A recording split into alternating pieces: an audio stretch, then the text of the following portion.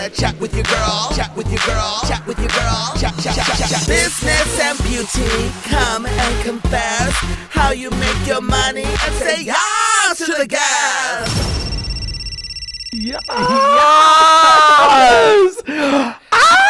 That's what you want, a song that just makes you say yes immediately when it's over. Yes.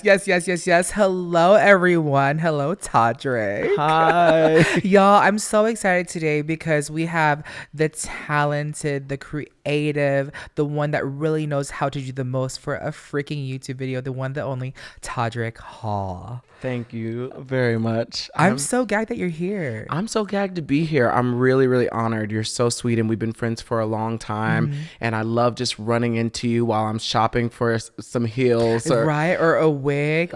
We bumped into the shoe store one day. You were buying like 15 pairs of shoes. I think I was like maybe planning nails, hair, hips, heels or something when I saw you. Then I don't remember what it was. For those of you that may not know who Todrick Hall is, you are a writer, director, singer, actor, dancer, choreographer, Broadway star, and you might have seen him on the Virgin Airlines Safety video or on his MTV show, Todrick, or as a judge on RuPaul's Drag Race, and much more. I love that. You better work up and have I have my little cards here. Yes, come through with my entire resume. Of course. And you have a huge following, 3.5 million subscribers and over 800 million views. And you broke the internet a few times, and also most recently your Cinderella and Brandy video, which was actually so iconic. I was screaming. I think that's how we kind of like picked up. I always knew that we like vibed with each other, but every time I see you do one of those collabs, whether it be with the Little Mermaid and Ursula thing that you did with Plastique, or I've seen you dress up as Cinderella, the Brandy version, I didn't tell a lot of people that I was doing it,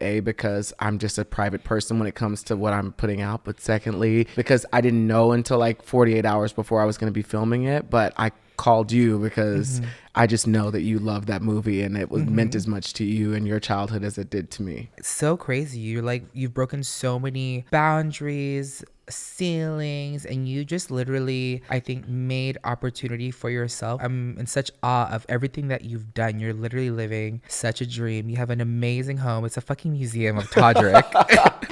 Thank you. Literally stunning. Thank you. I have to like sit around sometimes and pinch myself because I grew up like so poor, and the idea that I'm here and living in LA and surviving and being able to like touch so many people's lives and inspire so many people and get to do what I love is honestly incredible. And I would have never, I'm not just saying this, like if you had asked me a decade ago, like, do you think you'll be here? I would have been like, I don't know. I have no idea. My only dream was to dance in an ensemble of one Broadway show, and then I was like, then I will die happy. And I've gotten to do so much more. So you've done Kinky Boots as the lead. Yeah. And I saw you in Waitress with Colleen, which was so groundbreaking for YouTubers to transcend the digital space into a real life stage. You know, we have our own stage and our camera, but to be on stage, and I'm gagged that it's crazy because I'm just like in New York City and you're like, you're in New York, come see my show. And I'm like, there's no fucking way I'm texting someone in Broadway just like that to fucking get seats and then trolley back to the backstage. And I was just fucking gagged. I'm like, there's no way that this is my life. And I'm just we were gagged to have you there. And the performers, I mean, they're all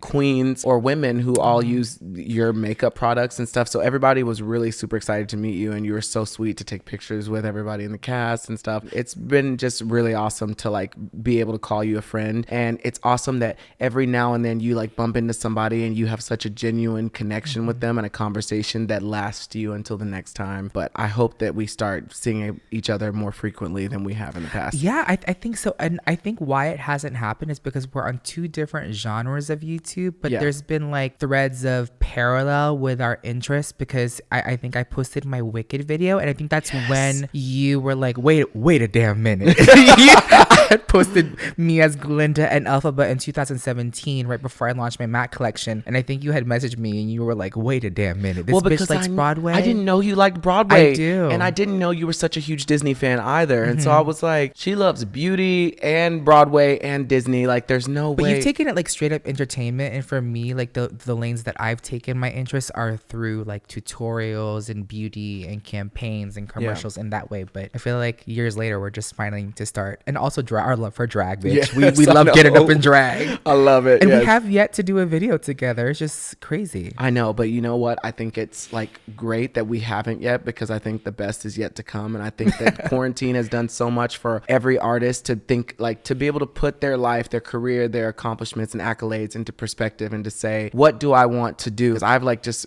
had a lot of mental check-ins with myself and been on like a roller coaster, and I've realized a lot of things about myself that I want to address, change, fix, like improve on. I'm excited that you're gonna get like the Todrick 2.0 version. Oh, I'm excited. I'm excited. Also too, like looking back at your career, you've done so much. I don't think you or I have even had time to like stop and smell the roses, because when I like look at your accolades, like in researching on what to ask you, you've done so freaking much. I think my earliest memory of you was on American Idol, and then it was the Target flash mobs, and the next thing you know, from the Beyonce medley that you did in Target, randomly now you're working with Beyonce, she's wishing you happy birthday. Next thing, you're somewhat on RuPaul's Drag Race, and then friends with him, and then he's in your video, and then now you're like choreographing for Taylor Swift, and y'all are besties and kicking it, and it's like you're at an award show on the carpet and on stage with her, and it's just like, what the fuck? Like, so going back to your start, you grew up in Texas. Yeah. And then you were a lover of all things Disney and Broadway and everything. And American Idol was, you would say, your first kind of like taste of like public facing. Yes. So I was on Broadway. A lot of people don't know this, but I was on Broadway before I ever did American Idol. I did Memphis and The Color Purple first. So I'd gotten like a little taste of what it's like to be in the industry. Honestly, without being in The Color Purple with Fantasia, I would have never auditioned. But seeing how that changed her life, like made me be like, oh, I would love to do this. I would love to get a name for myself and be able to come back to Broadway and be like on the marquee rather than be in the ensemble. And I knew it was a long shot, but I was like, why not go for it? When I got eliminated from American Idol, I was so devastated, not because I didn't win and get to have my Kelly Clarkson moment fantasy, but because I was just like, I wanted to just go on that show and be so unapologetically gay. Like I had planned this big Britney Spears number where I was going to sing Circus by Britney Spears, which was my favorite song at that time.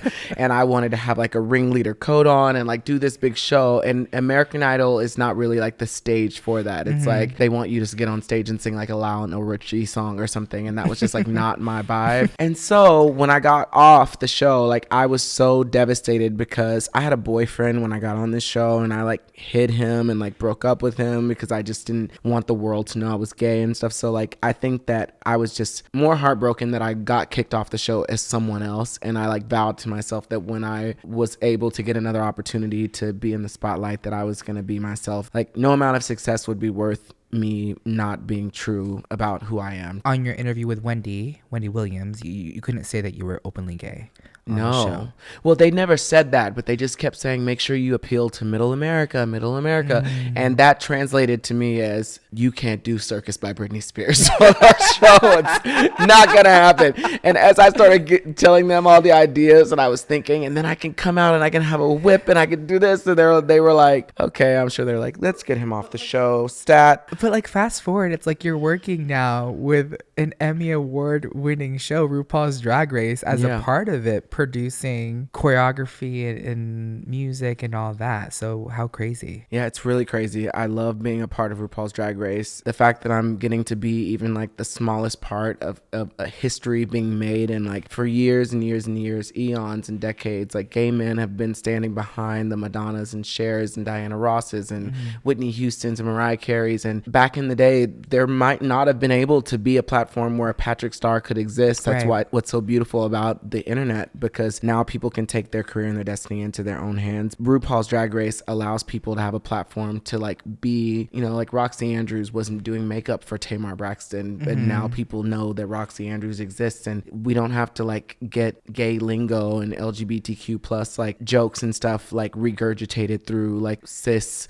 white celebrity singers that like, you know, like Madonna singing the song Vogue. It's like, it's it's an awesome song, and she did a lot of awesome work with it. But I know that song was inspired by so many people that she worked with and her dancers in the world that they really lived in. Right. And now, like with RuPaul's Drag Race, people are like learning the lingo and getting to know something about our community from people that are in our communities. RuPaul is like my real life fairy godmother. I learned so much from him every single time I sit down and talk to him. I feel like what has he taught you? What's one thing that he's taught you? Well, share with the kids. I think it's rare to get motherfucking RuPaul in a damn chair. There was a time that I was going through my MTV show, and I was like, I don't know how it's gonna do, and I was looking at the Nielsen ratings, which I still think is such a prehistoric way of like figuring out how many people are watching things. He was just like, don't go into things trying to outdo what you did in the past. Go there, show up, give 100% of what you have on that day, because that's all you can control. If you go into it worrying about this and worrying about that, you're not giving 100% of what you have on that day. It was just so clear and succinct when he said it, even though that's a really hard thing to do. But it's impossible to give more than 100% of what you have. So you can't really control if that project doesn't blow up and become the thing that wins you a ton of awards. All you can control is that you showed up, you were on time, you were kind, and you did the best that you could do with what you had to give. Like she told you to your face, like in person. Oh, well, yeah, while we were sitting on the judging panel. Wow. We were talking about it because it was happening in that moment, and we were just on a break. And she's in RuPaul.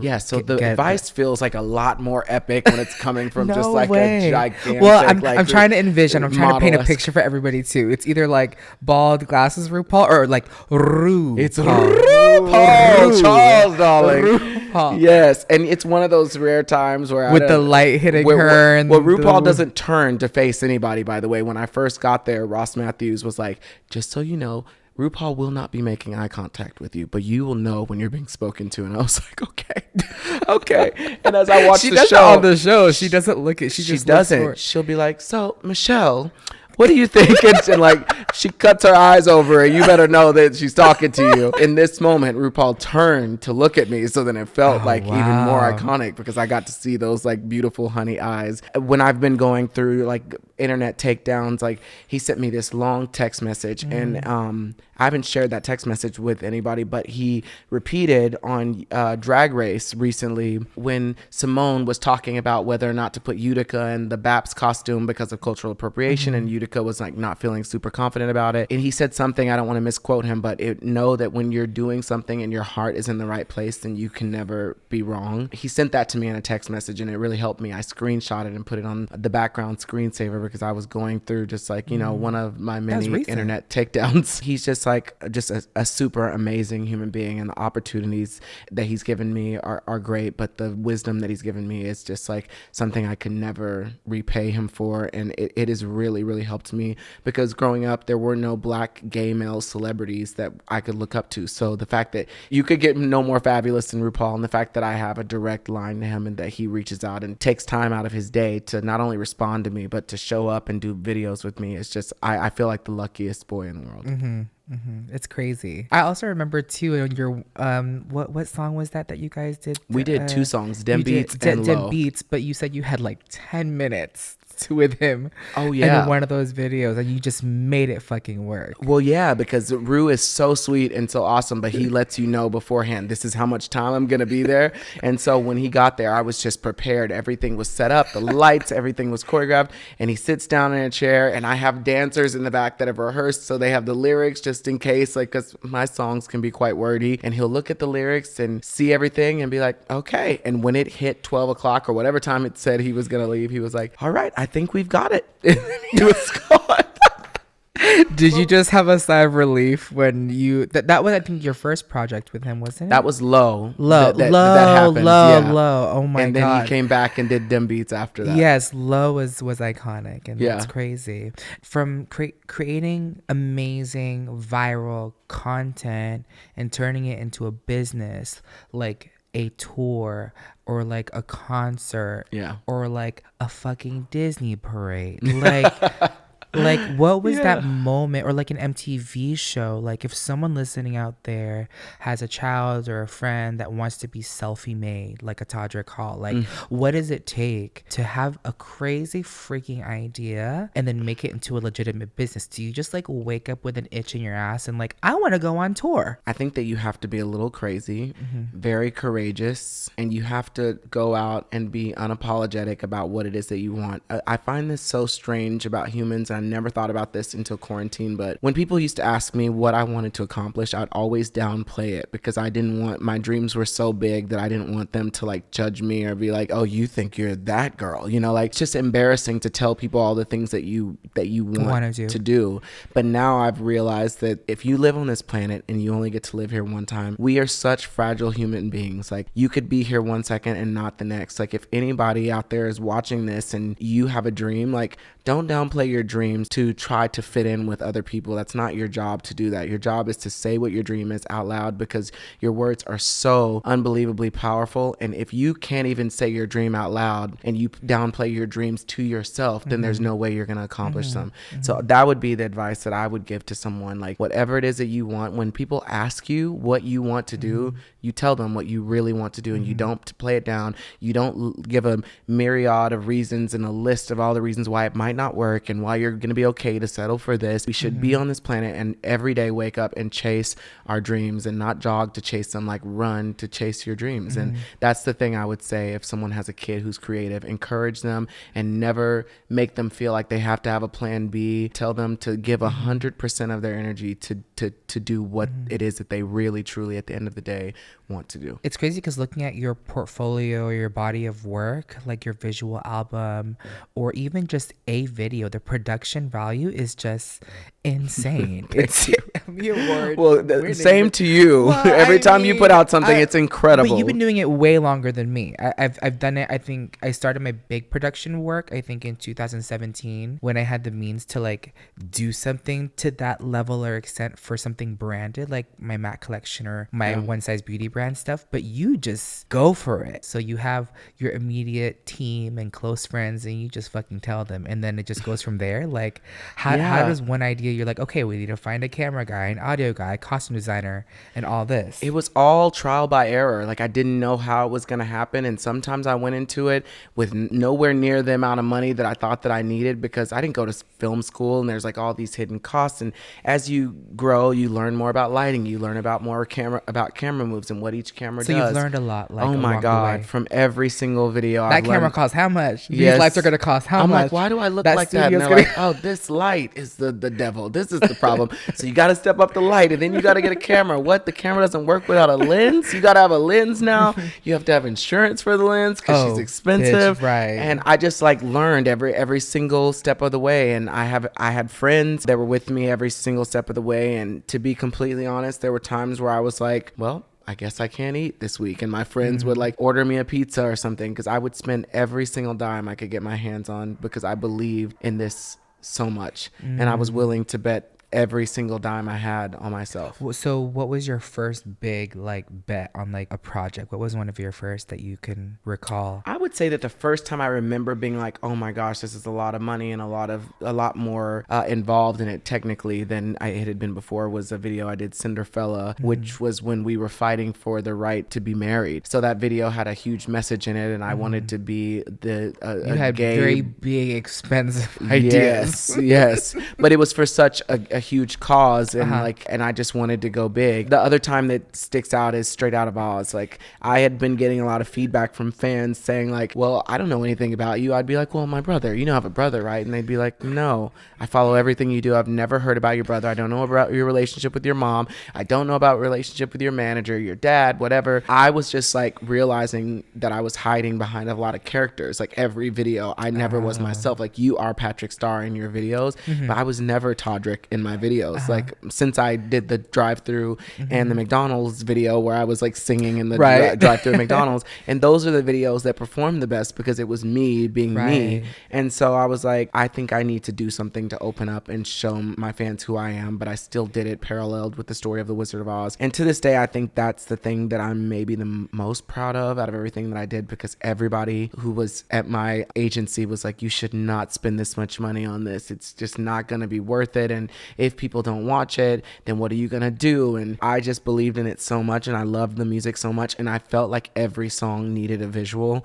And so in 2 weeks, we produced 22 videos that had full costumes. And when I look back at that moment, that is like one of the times that I was the most like terrified to do stuff, because a lot of the songs that I wrote were very vulnerable and very real about my past and my struggle with blackness and struggling with being gay and struggling from being from such a conservative town and such a Bible thumping mother, I would call her. And it's just it was a really hard life growing up, because it was so normal. I didn't realize the trauma that I was experiencing. And so when I grew up, rather than get online and talk about it, because that's just not my style, I wrote songs about it all. So for me, it wasn't about like making money. It was about me like proving to myself that I could put that out there. And as an artist, you just want to get it out there. Yeah. And I had no idea how we were going to pay for it, but we did it. I was in debt, but people fell in love with it. They connected to it. They bought it and they downloaded it and they streamed it. I bought it. Oh, I bought it. I literally bought it. I swear, it's on my. I you. barely buy whole albums on Apple Music. I bought them. I appreciate that. Thank you. I can show you. Right I probably after bought this. some ramen noodles or pizza with your your download, Patrick. No, but it's so cool. Everything that you did, it's crazy. So you were so scared of it, and you're also most proud of it too. I think that's the best thing in life, when you're afraid of something and you don't think you can do it, and you have all these voices in your head saying, don't do it. It would be safer to do this, and convincing you to play it safe. That's what so many people do. There is one special skill that I have. It's I am very clear to see like what will make me happy and what is good for my life and what is not. And I really, really tried to quickly get rid of dead weight in my life and people who I don't think are good for me and people who I don't think have my best interests at heart. Because I'm like a real solid friend, I believe. Like if I say I'm friends with somebody, I won't say that if I wouldn't like leave a date to drive 6 hours to go pick them up if their tire went flat and they didn't pay their AAA bill. Like I'm that type of bitch that I will be there. And like if I say I'm your friend, I take that very seriously. Now, speaking of friends, my last guest on my podcast is Megan Batoon. She's a YouTuber, and she mentioned something that has stuck with me in my head. She said, if you want to go fast, go alone. If you want to go far, go together. When you speak about your friendship and going fast and far, who is in the friend group or who was on the Todrick train that brings Todrick to life? Like, what is your team and what is my team now, or what has my team been? Because I'm what has it been? Because I always see an assistant. Also, when I went to your home a few weeks ago, you had like dancers that I've seen in videos that you had for years. Yeah, for years. They still are like there, which is awesome. It's so I'm so grateful. I love my dancers so much. When I find somebody that I really appreciate and I feel like they not only make me look good on stage, but where I vibe with them, I appreciate their energy, I become friends, even surpassing friends, family with them. I always have an assistant, but I also like love to work with people who are artists and they're with me for like a moment and they learn a lot from working there, and they work really hard, because working for me is not a walk in the park. I have very high expectations and I hold myself to a certain standard and I hold everyone else to that standard, and I'm never off. Like I'm not a person that I wake up in the morning and I yawn and I have to set 5 alarms. Like 7 o'clock in the morning rolls around latest, I'm up, I'm out of bed, I'm working. Like I'm just a person that's go. And I don't think a lot of people can like keep up with that amount of pressure. And to be completely honest, when I started YouTube, it was not an open place for gay people and black people in the entertainment industry. What year did you start again? I think I started in like 2011 or 2012. Oh, wow. I felt like in order to be able to make an impression, I had to be able to do 10 times what anyone else was doing. I had to put out so much content. It was not easy. And so I think I was very Tasmanian devil-esque. That would be like my biggest regret during that time, because I think I just wore a lot of people out. Like everybody was like, I just can't do this many videos because my videos require so much. There were costumes and choreography and locations and special effects, and it was never the same location again. And I had to be in the studio recording and like coming up with different arrangements. But in order for me to have a presence online, I felt like that's what I had to do. It was a really, really difficult journey, and it still is to this day. It's gotten so much better, and I'm so grateful, but it's definitely hard to be somebody who's gay and somebody who is Black in this industry, even in 2021. But I love musical theater, and there's a line in Hamilton that every time I go see the show, I'm gonna get choked up right now listening to it. It says, look around at how lucky we are to be alive right now. And you and I are alive during a time where we are able to inspire a complete new generation who doesn't have to be told what gay people are from the Maury Povich show or whatever we were looking at, and get to be told that we're these disgusting creatures. Like, we get to show people who we really are, and we get to go into all these homes where people don't feel safe to express themselves or put on makeup and put on heels. And like, what we're doing, you and I, is so important. And like, our existence on this planet is like paving the way for so many generations of people to be like confident in who they are. So I'm so grateful to be alive during this time and able to create. It's not gonna be as cool when being gay is not a thing, you know. Like, we did this shit when it was crazy. Not cool to be gay online. It's crazy because I think we had, like, you and I have been so disruptive in each of our spaces, me in beauty and you in entertainment, television, and digital overall, becoming viral. We came viral in our own ways, but I think it took us breaking down those walls and getting the views to prove something for these brands to not only partner with us but believe in us. That also captured viewers and attention from their consumers too, which is really, really crazy. So people listening right now that want to aspire to be a Todrick Hall, or may know someone is working on your body of work, trusting people, making good friends, and also, you know, with the digital takedowns and stuff, like, oh my gosh, when, like, what does it take for you to like let people go, you know, move on emotionally? Because you're such an emotional person, bitch. We were talking about emotions like the other day at your house. You're very empathetic. I am, and I will give someone a million chances. Someone who doesn't deserve a million chances, I'll give them a million chances. And I will go out of my way to do things for people that I don't know anybody else that would do those things. But now I just have to realize that, like, that has to be earned, and it doesn't have to be earned because they're in a relationship with you, or because they've paid you anything, or because they've worked for you. But people have to spend time to prove to you that they're really there. Because I recently was friends with somebody, I dated them and then was friends with them, and they were living with me, and at the drop of a dime they like turned their back on me, and there was nothing, no real events that happened, no conversation that was had. It was just, oh, I'm gone. Those things hurt, and you have to like learn how to get over it over and over and over again. I think that part to me is the hardest part about the entertainment industry, because you're an artist, you have emotions. And also too, I think for me, I think I've grown into being more disciplined in those transactions and disconnecting myself. Are you still learning how to discipline yourself when it comes to like detaching your emotions? I'm getting much better at it. I've just become much more guarded, and I always used to see celebrities and be like, why are they they can't be happy? They seem so miserable. Like, why don't they let anybody in? You know, that just seems like a horrible existence. And for me, it's being friends with Taylor, because she's been stabbed in the back by a lot of Taylor people who Swift, were her close. Every time you fucking say Taylor, I almost want to ask Taylor who, but then it's just like you say it so casual fuckingly. Like, it's like, oh, you're like, yeah, I was with Taylor and she was playing the piano and we were like on FaceTime, and I'm like, Taylor who? It's Taylor Swift, okay? Yeah, because she has just had like huge global like takedowns, and when something happens to her, it's all over the news. It's on the front page of every newspaper and every magazine, and oftentimes, most times, it's not true. Like this, or at least it's a very heightened version of the truth. She's just helped me a lot through that, and like been able to offer me some perspective, because when you're getting taken down, you feel like the world is over, but it's actually not. What not. has Taylor Swift taught you? So we've got one from RuPaul. now, what has Taylor Swift taught you? Well, she's taught me a lot of things. I don't actually like listen to those things all the time, and in hindsight, when I'm in trouble, I'm like, she told me this already. Taylor Swift has taught me not to flail when something is going on, to remain calm, and to not let anybody on the internet try to and succeed at convincing you of something about yourself that you know is not true.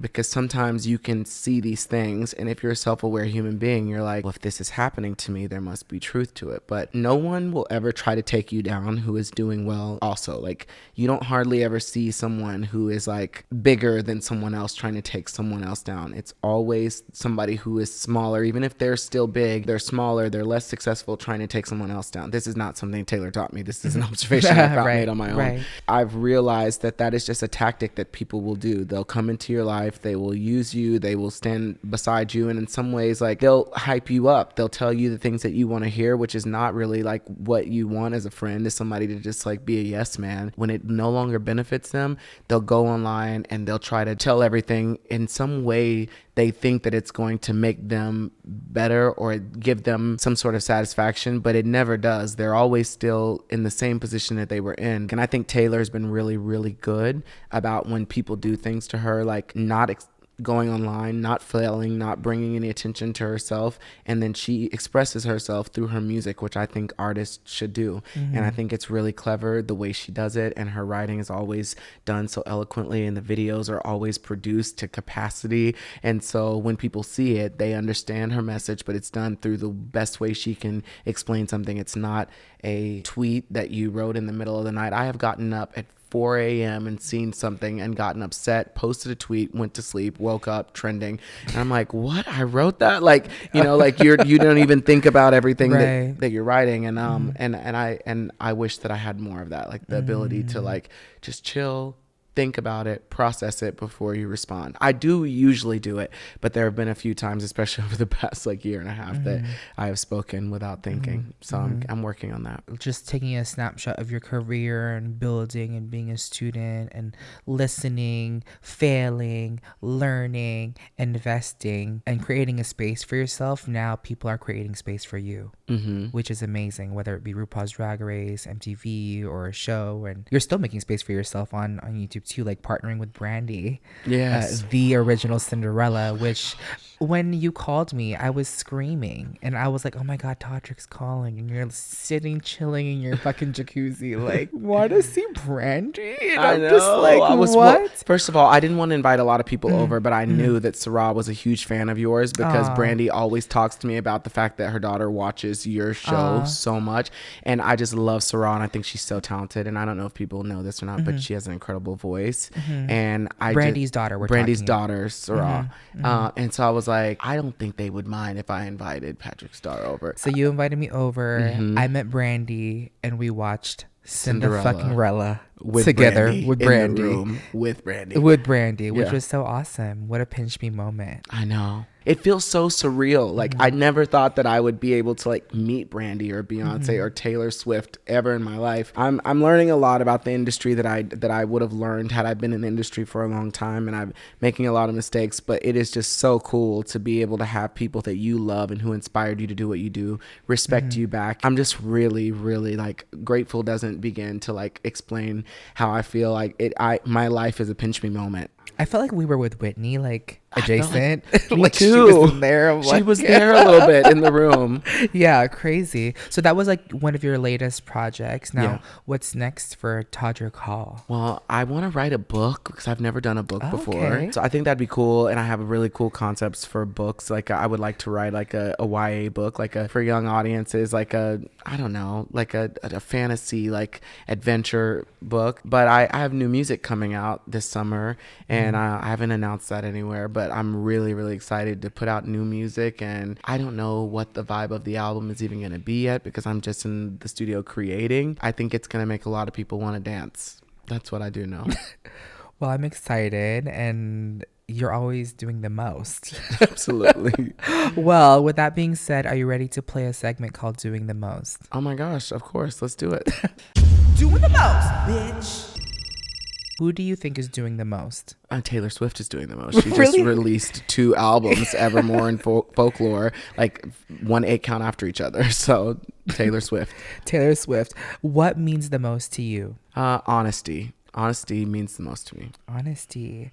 When were you, Todrick Hall, the most messy? After a guy that I was talking to lied to me about 10 guys they were sleeping with behind my back, and I wrote a song about it and performed a 15-minute long medley about that person every night on my world tour. Next question. Okay. What is the most expensive thing you have? I would say that maybe my house, my car, or the costumes from Wicked on Broadway, because I own Idina Menzel and Kristen Chenoweth's original costumes from the musical of Wicked. That's a fun fact. Isn't that disgusting? Isn't that disgusting? You know, we're gonna ask for some favors, bitch. I have to talk to you after this. Okay. Crazy. Well, Todrick Hall. Was that all the questions? Yeah, that was it. I crushed it. Yeah, you did. Those things make me so nervous all the time because Really? I can't think of answers, but those were really good questions. But you're a fucking songwriter, so you have to come up with these things pretty fast. Well, thank you. And that song that I wrote about that ex was called YAS, stand for You Ain't Shit. So that's a full circle moment. Oh, wow. Yep.